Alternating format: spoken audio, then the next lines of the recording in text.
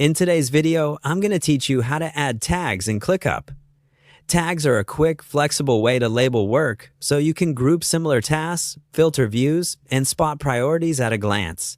By the end, you'll be able to create a tag and attach it to any task with confidence. First, head to ClickUp using the web app or desktop app and sign into your workspace. Take a second to make sure you're in the correct workspace if you have access to more than one, since tags are organized within each workspace. This helps keep your labels consistent and relevant to the team that will use them. Next, choose the space where the work lives.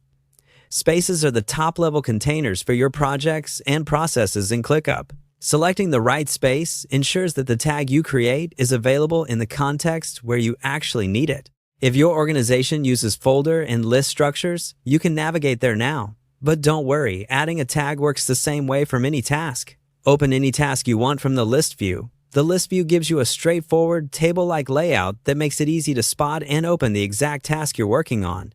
Click the task name to open the task details panel. Inside the task, look for the tags option.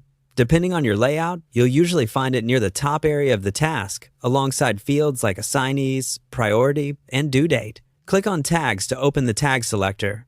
Type in the name of the tag you want. Keep it short and descriptive so it's easy to scan and list something like bug, design, or urgent. As you type, ClickUp will show you any existing tags that match. If you see the one you want, select it to avoid duplicates and keep your system tidy. If you don't see a match, you're ready to add a new one. Click Create to finalize the new tag and attach it to the task.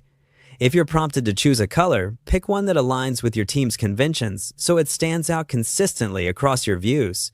Once created, the tag appears on the task immediately. You can click it to quickly filter related tasks later, and you can remove it just as easily if it's no longer needed. That's it. You've opened ClickUp, navigated to the right space, opened a task in list view, clicked Tags, typed your tag name, and created it.